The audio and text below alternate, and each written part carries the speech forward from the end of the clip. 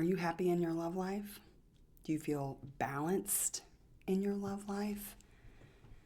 Happy Valentine's Day. My name is Tiffany Lee, and I am a Christian life coach.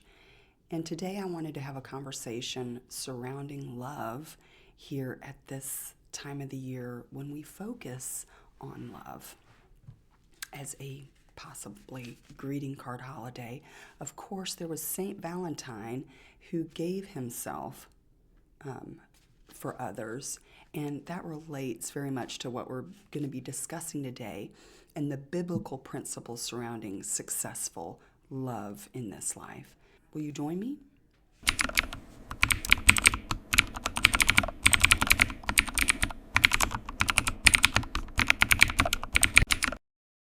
I've heard it said that all problems are interpersonal problems, meaning your money problems, your body problems. Any problems that you have are actually interpersonal relationship problems because this life is relationship. And that has struck a chord so deeply in me from the book, The Courage to Be Disliked, discussing Adlerian theories of identity in relationship to others. And so I want to talk about codependency in love. This will be for the person who's in a relationship but is perhaps not happy with how it's going. There's uncomfortable feelings. There's resentment. A lot of resentment is a sign of codependency. There is possibly anger on the part of the codependent. And this also works for the person who is single and looking for love. If you are looking for love from codependency, as I have in the past, then you are looking in all the wrong places. And when you do find it, it ends up being destructive. Now, and of course, I don't want to take away from from the wrongness of someone who, is the other person. Is certainly their responsibility. If someone is abusive, whether in word or deed, that's certainly not right, and I'm not condoning that. But the codependent person, as I have been and gained freedom from through the Beatitudes, actually, the codependent has a responsibility, 50% responsibility in the relationship, 100% responsibility in yourself. So let's talk about the idea of relationships in the light of the Bible. So Jesus sums up the Ten Commandments and the law. He basically sums up the law as love God first, love yourself, and love your neighbor as yourself. Okay, we got that. And in fact, Hosanna Wong in the book, You Are More Than You've Been Told, that may be backwards, but in that book, she makes the observation that the Ten Commandments, the first three commandments, are about loving God. Then there is the Sabbath, which is the fourth commandment, rest, which I believe references love of self, self-care. And then the next 6 commandments are about loving your neighbor. And in fact, if you go on in the commandments and actually the law, it is all about how you treat your neighbor and the boundaries between us. Now, Jesus comes after that in his ministry and sums up all of the commandments and the law with love God first, then love your neighbor as yourself. So I'm going to question if we're putting that order in our love life correctly. Are we loving God first? Are we loving ourselves as our neighbor? I'm going to question all those 3 areas here today.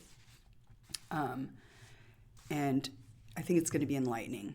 This is not just in a way that's not just, oh, just love God and everything will work out, which actually does work. It does work, but let's mine it and apply it.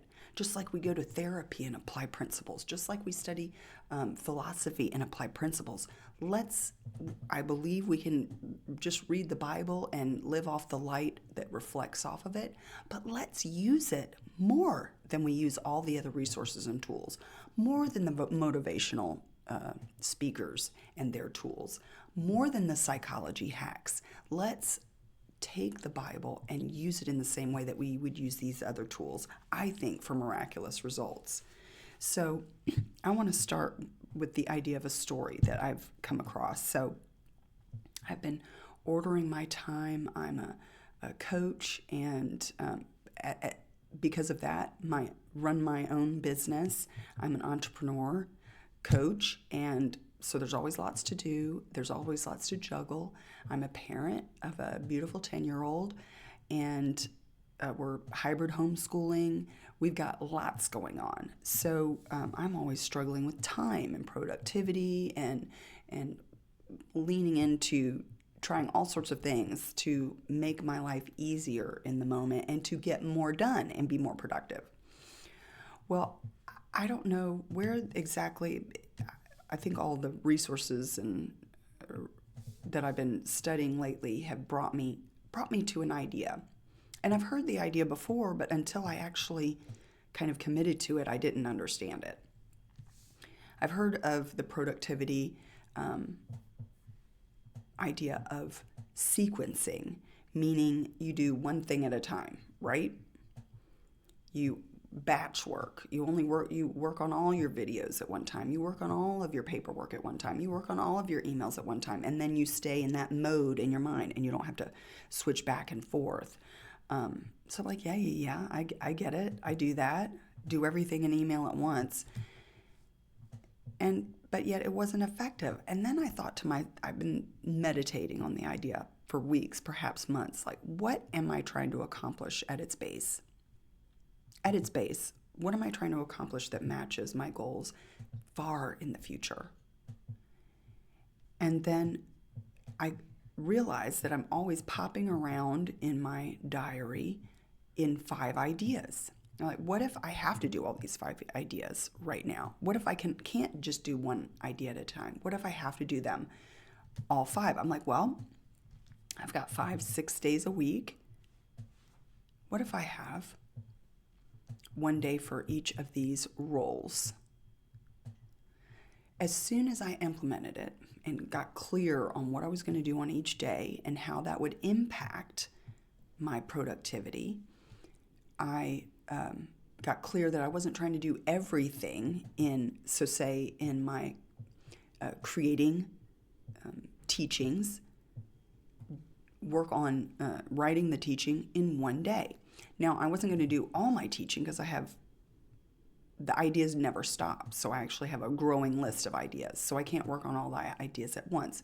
But if every week I got one task done from that week in that one day for that one job, I would have 5 huge tasks done for the day. That would be deeply productive for me. And as soon as I put it into place and had the first day, suddenly I felt like I had margin.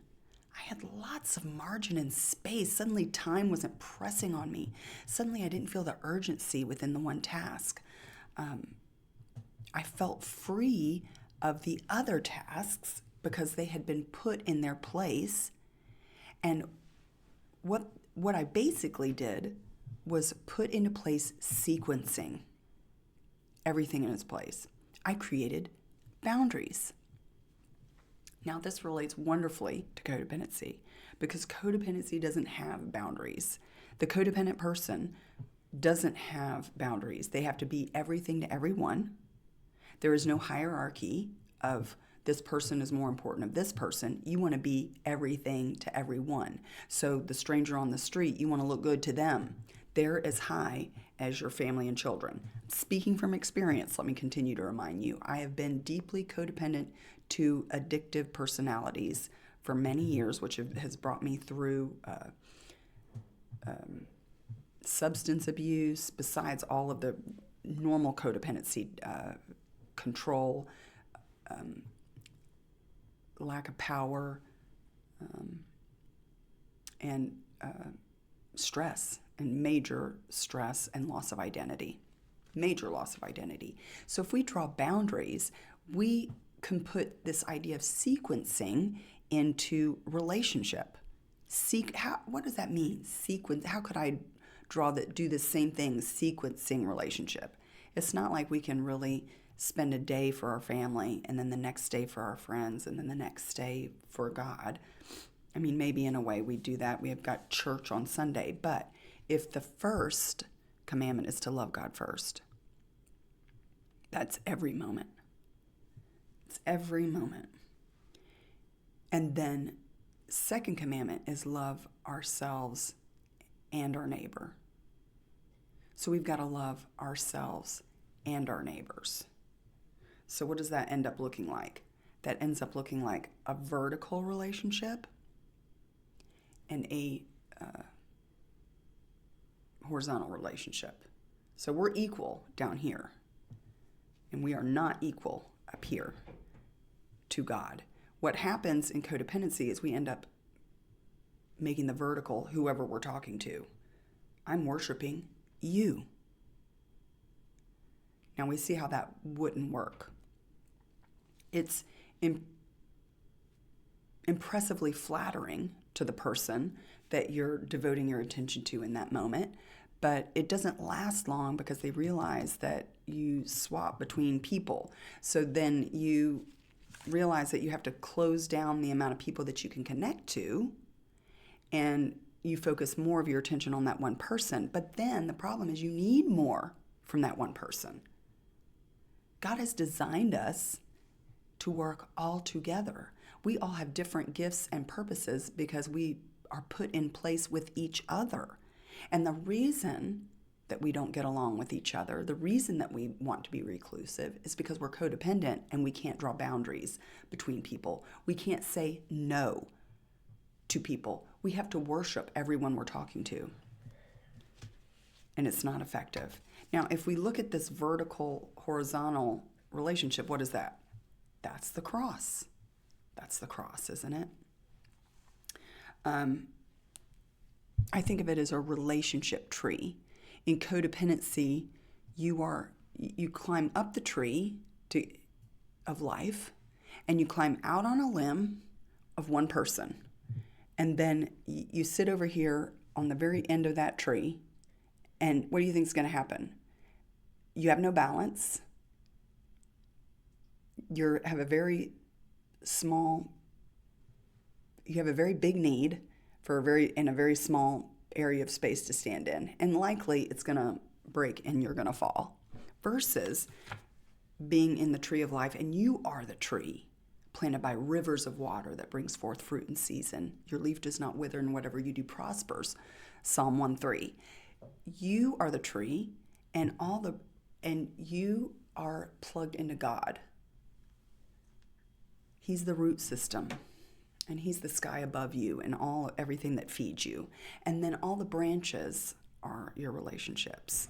And because you don't need everything from one person, you just need a little bit that God ordains and puts in order, then every relationship becomes much easier and lighter. I used to be so terrified of people because of the expectation I intrinsically felt that was my own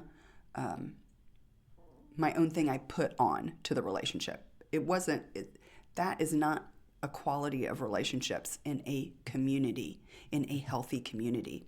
And in fact, when I figured out my issue that I was dealing with codependency, the first thing that they had me do was put me in groups of people and practice trusting other people.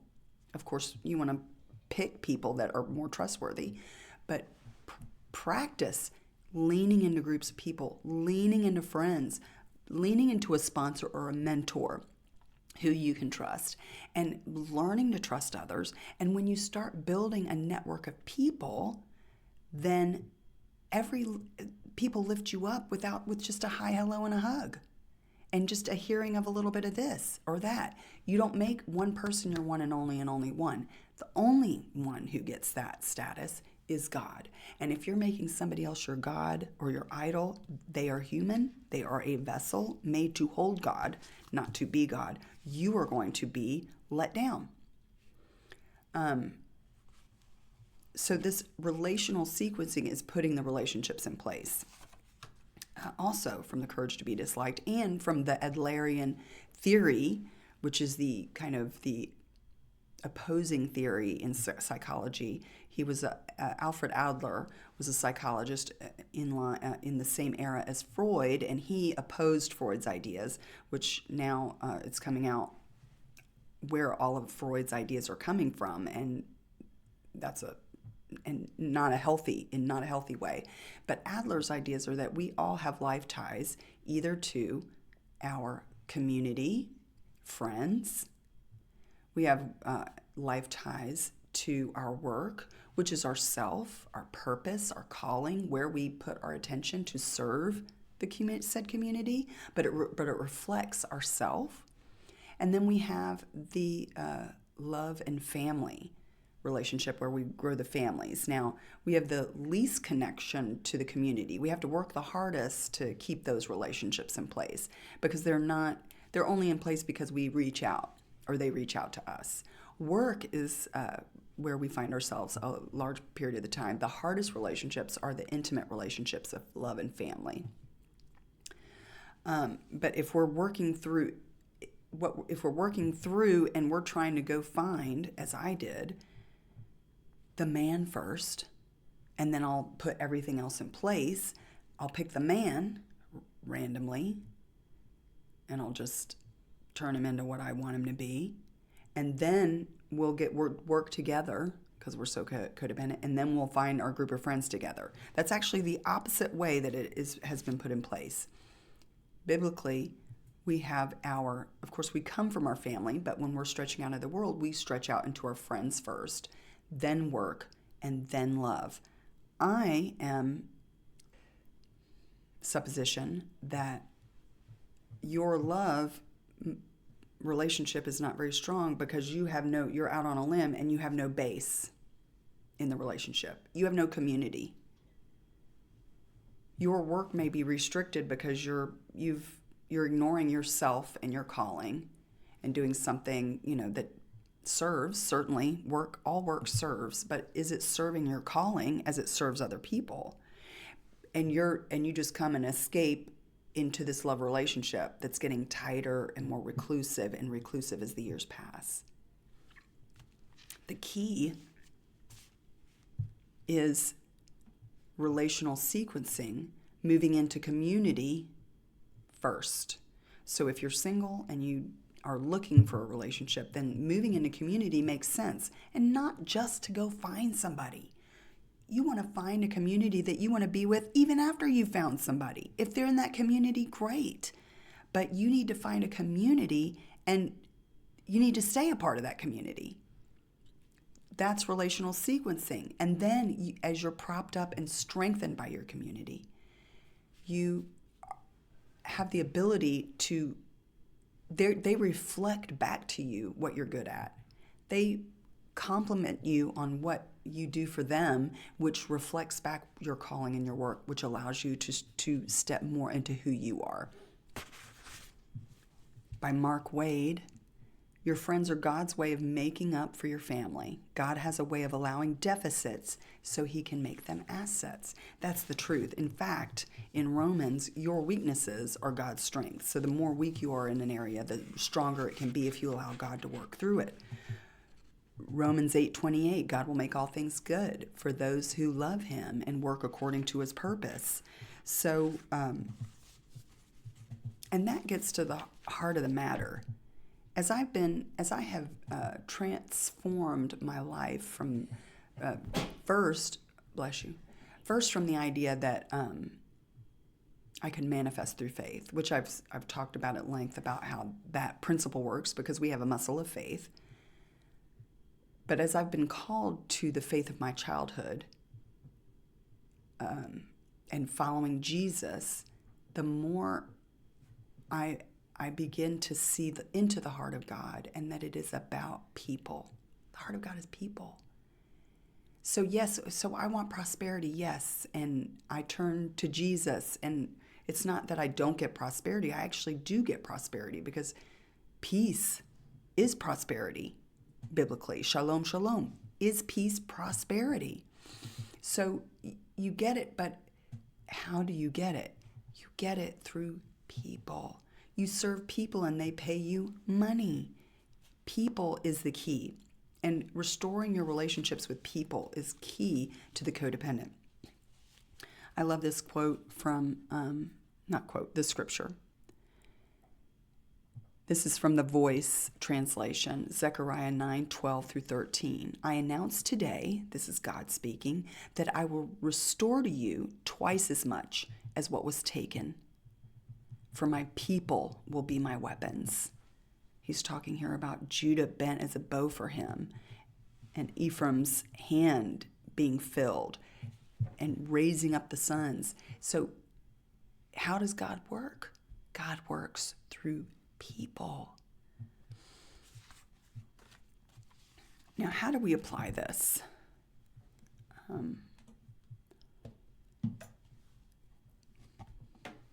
I love this quote by Sekou Andrews.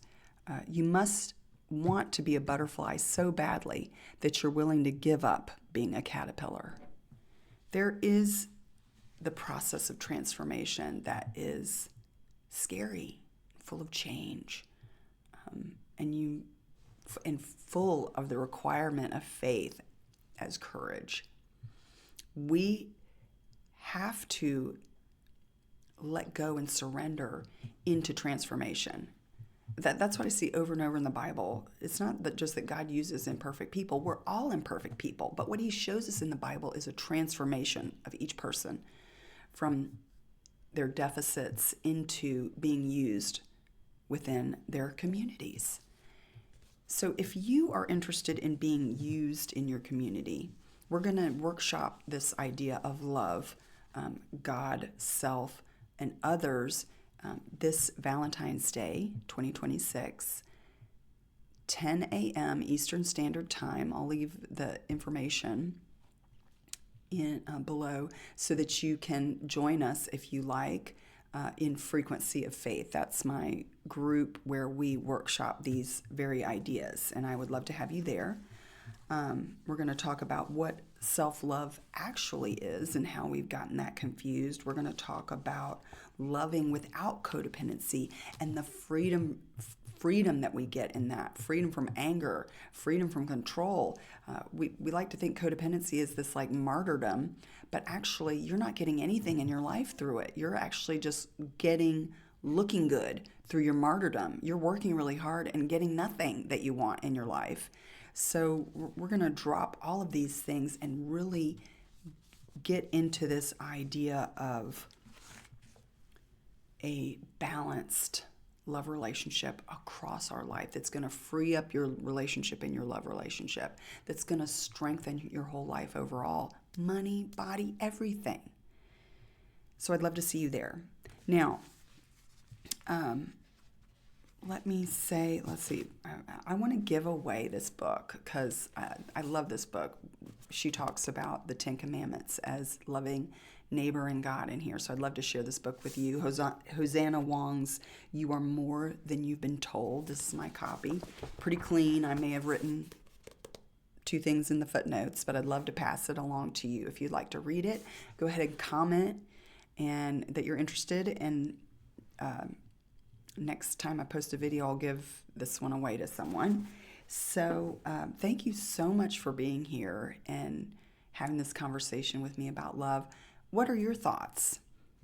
For those of you who are happily in a love relationship, is this key? Do you have a strong network in place? What did you think about this? I know that those of us where love is what we want the most and what we have the most issues in, it's so painful.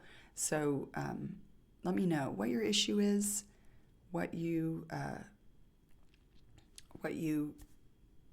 what's resonated here with you today. And I look forward to seeing you next time.